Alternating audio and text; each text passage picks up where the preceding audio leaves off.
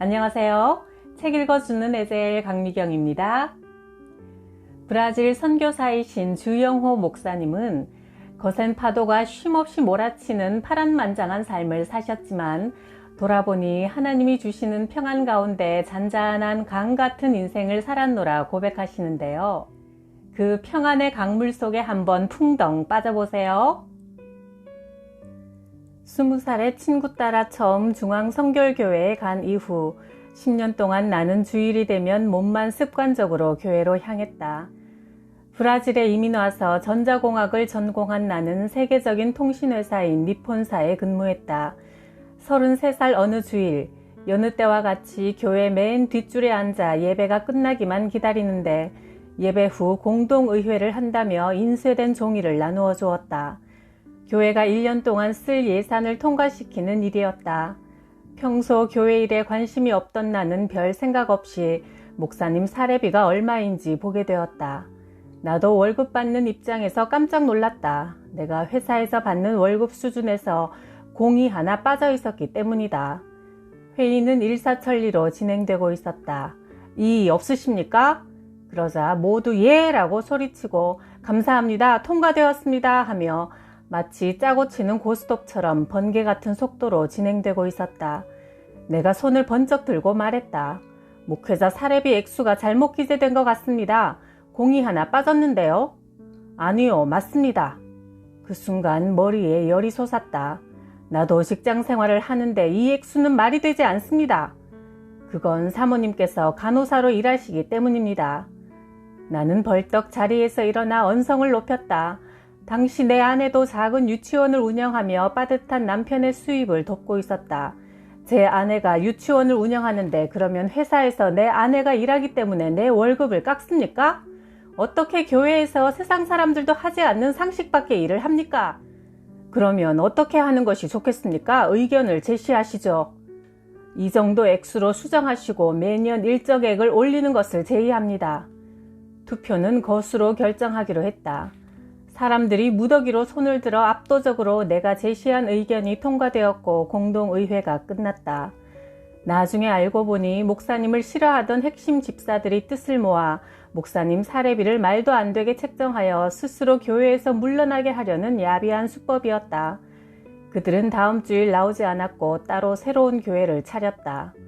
나는 갑자기 목사님을 살린 1등 공신이 되어 몇 안 남은 교인들과 함께 교회를 살리기 위해 성가대 지휘, 재직회, 서기 직분까지 맡게 되었다. 이제는 맨 앞줄에 앉아 예배에 집중하며 찬송을 부르면 매주일 눈물이 펑펑 흘렀다. 1983년 우리 부부는 브라질에서 엘렌 브룩이라는 상호로 의류 사업을 했는데 다른 가게들은 손님이 없어도 우리 매장은 항상 바글바글했다. 주위 상인들이 구경을 올 정도였다. 10년간 사업이 승승장구하는 가운데 토요일 저녁이면 한인 변호사 부부와 상파울로의 초호화 식당들을 누비며 다녔다. 그런데 어느 때부턴가 내 가슴에 인생의 허무함이 밀려들기 시작했다. 이렇게 먹고 즐기는 것이 인생의 전부인가? 이렇게 살다가 나이 들어 죽는 것이 내가 이 세상에 태어난 목적인가? 그때까지 성경을 한 번도 완독해 본 적이 없던 나는 처음으로 매일 구약과 신약을 한 장 이상 읽기 시작했다. 2달쯤 지나자 나는 말씀을 통해 하나님을 만났다. 하나님은 약속하신 것을 반드시 이루시는 분임을 알게 되었다. 성경 읽기가 꿀같이 달았고 퇴근하면 저녁을 먹은 후 서재의 문을 닫고 성경 읽는 것이 가장 기다려지는 시간이 되었다. 1년 만에 성경을 여러 번 완독했다. 성경이 이렇게 재미있을 줄이야. 그러던 어느 날 내가 다니는 교회의 한국진 목사님이 말했다. 주집사님, 신학 공부를 해보시오. 나는 내가 목사가 된다는 것은 꿈에서도 생각해 본 적이 없는 일이라 마른 하늘에 번개가 치는 격이었다. 그런데 아내는 한술 더 떴다. 하나님께서 목사님을 통해 지금 당신을 부르고 계시니 순종하세요. 나는 미국 필라델피아 페이스 신학교의 브라질 캠퍼스에 등록했고 1992년 미국으로 와서 메릴랜드주 캐피탈 신학대학원에서 계속 공부했다. 그런데 교회 어느 장로님이 기막힌 조언을 했다. 주집사님, 따끈따끈한 사업체가 매물로 나왔으니 한번 가봅시다. 금방 나온 거라 아직 사람들도 모르니 이걸 놓치면 평생 후회합니다. 어느 쇼핑몰 안에 있는 아이스크림 가게였다. 내가 살펴보니 사람의 왕래가 많지 않아 별로였는데도 한 달 순수입이 1,000만 원은 보장할 수 있다고 주장했고 주인이 우리 교회 교인이라 믿을만하다는 생각이 들었다. 장소가 쇼핑몰이라 주일에도 영업을 해야 했지만 나는 돈에 눈이 멀어 주의 종의 길을 가겠다는 신학생이 덥석 그 가게를 인수했다. 처음엔 열정과 희망에 부풀어 시작했지만 어찌된 일인지 그 가게에서는 단돈 1달러도 집으로 가져오지를 못했다. 매달 직원들 월급, 쇼핑센터 관리비, 가게세, 물건 재료값 등을 내려면 오히려 엄청난 돈을 더 집어넣어야 하는 상태였다.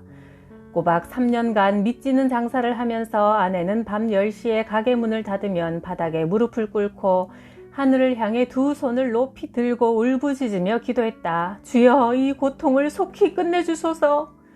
전 주인에게 남아있는 인수대금을 면제해달라고 간절히 부탁했지만 같은 교회 교인임에도 불구하고 그는 차디차게 단번에 거절했다.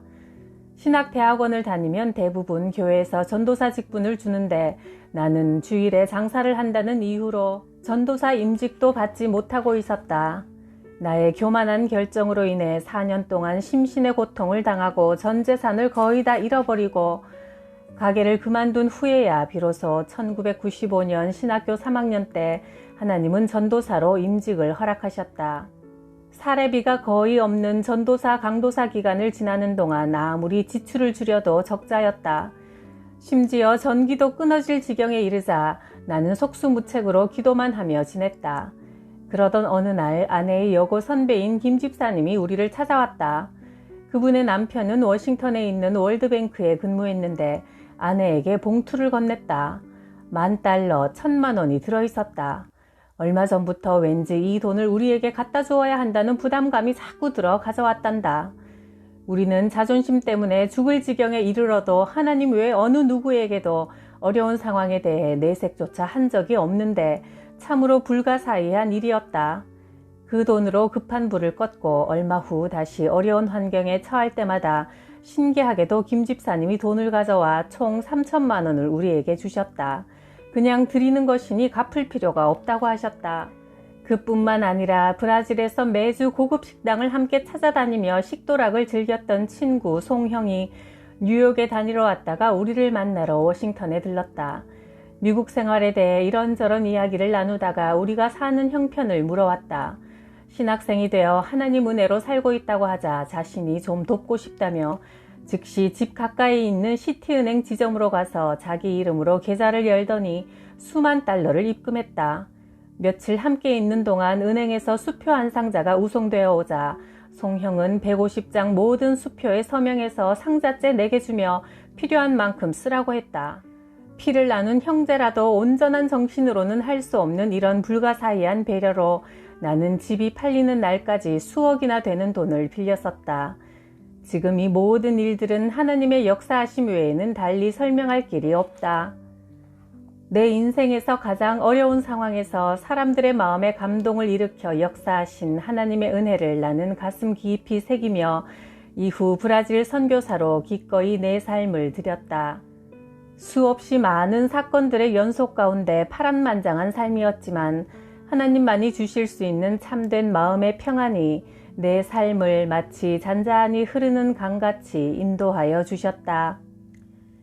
예수께서 말씀하셨다. 내 평안을 너희에게 주노니 내가 주는 평안은 세상이 주는 것과 같지 않다.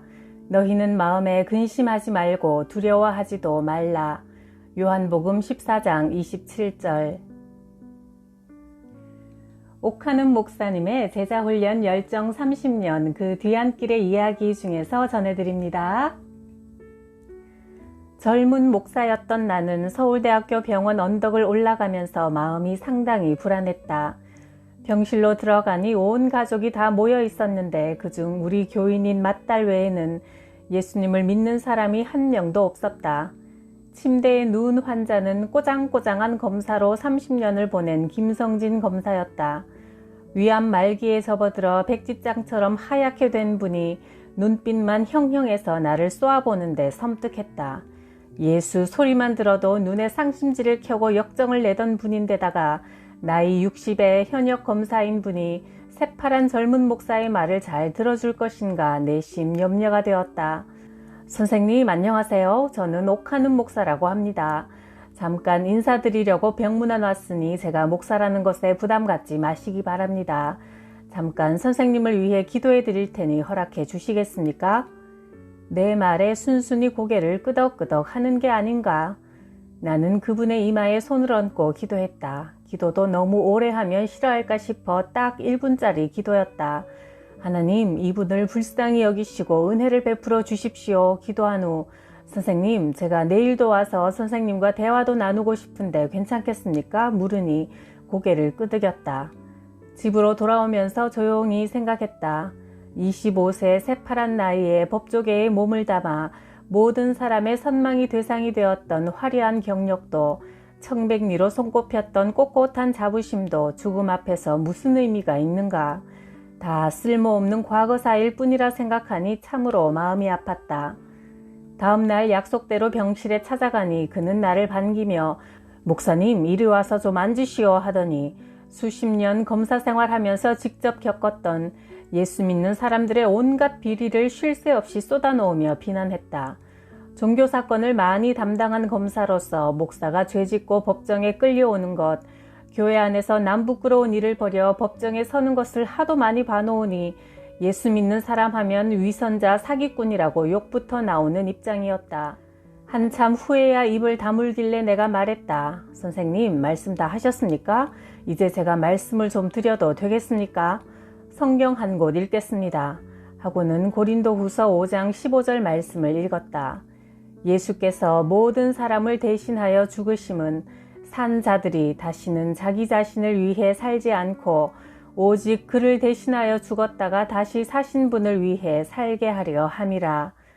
이 본문은 절대 쉬운 내용이 아니다. 그런데 그 어른이 그거 내가 다시 좀 봅시다 하더니 한참 성경을 들여다보다가 눈에서 눈물을 뚝뚝 흘렸다. 하나님이 그 마음속에서 일하고 계셨던 것이다. 내가 물었다. 선생님, 이 말씀 잘 이해하시겠어요? 제가 설명 좀 해드릴까요? 이 말씀의 핵심은 이것입니다. 예수님이 선생님을 대신하여 십자가에서 못 박혀 돌아가셨습니다. 그러므로 예수님의 죽음은 바로 선생님의 죽음입니다. 하나님이 보실 때 선생님은 죄인이었습니다. 60평생 사시면서 하나님을 하나님으로 대우하지 않으시고 선생님 자신이 하나님이셨지요. 그것이 하나님께는 가장 큰 죄입니다.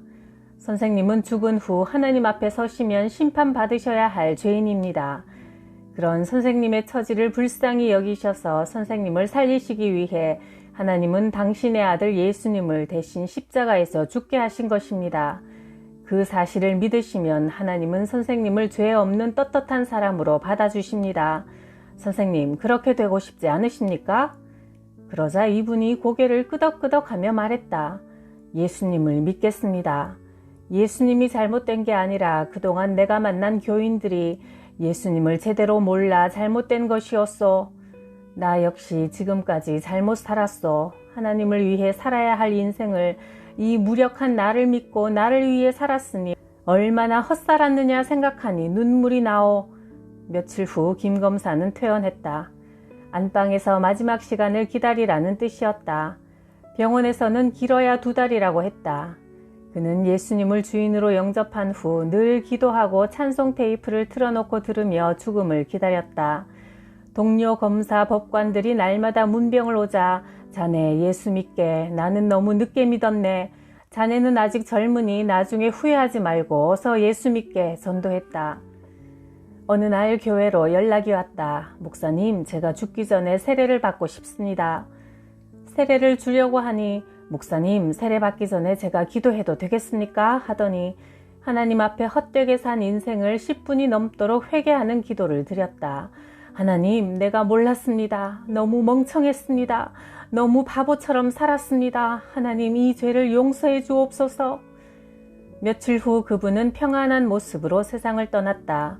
5남매 자녀를 불러 나는 인생에 실패했다. 내 인생의 주인이 나인 줄 알고 살았다.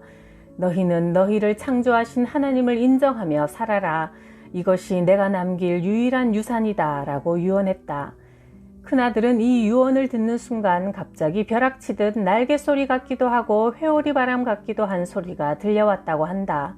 놀라서 마당을 내다보았는데 나뭇 잎사귀 하나 흔들리지 않는 맑은 날씨였다. 아버지가 말씀하신 예수님이 오셨나요? 했더니 부친이 눈을 뜨고 환한 얼굴로 창문을 손가락질 하더란다.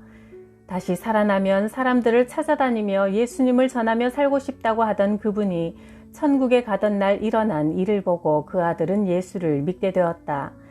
미국에 사는 이 아들은 그 후 10년이 넘도록 회사에서 퇴근하면 날마다 전도지를 들고 뉴욕 지하철에 가서 예수 믿으라고 전하고 있다. 김 검사의 아내는 유명 사찰 승려들과 함께 참선하기를 즐기는 독실한 불자였지만 지금 우리 교회 권사가 되었고 사위도 우리 교회에서 순장으로 봉사하는 좋은 일꾼이 되었다. 김 검사는 세상을 떠난 지가 10년이 지났지만 자기의 죽음으로 지금도 이렇게 경고하고 있는 것 같다. 나같이 한평생 하나님을 모르는 인생으로 살지 마십시오. 그것은 어리석은 짓입니다. 어리석은 사람은 마음에 생각하기를 하나님이 없다 하도다. 그들은 마음이 부패하여 가증한 악을 행하며 선을 행하는 자가 없도다. 하나님이 하늘에서 사람을 살펴보시며 지혜로운 사람, 하나님을 찾는 사람이 있는지 보시는도다. 시편 53편 1, 2절. 하나님을 아버지로 예수님을 구원자로 모신 지혜롭고 행복한 인생 되시길 기도합니다. 구독, 좋아요, 댓글로 행복을 선물해 주셔서 감사해요.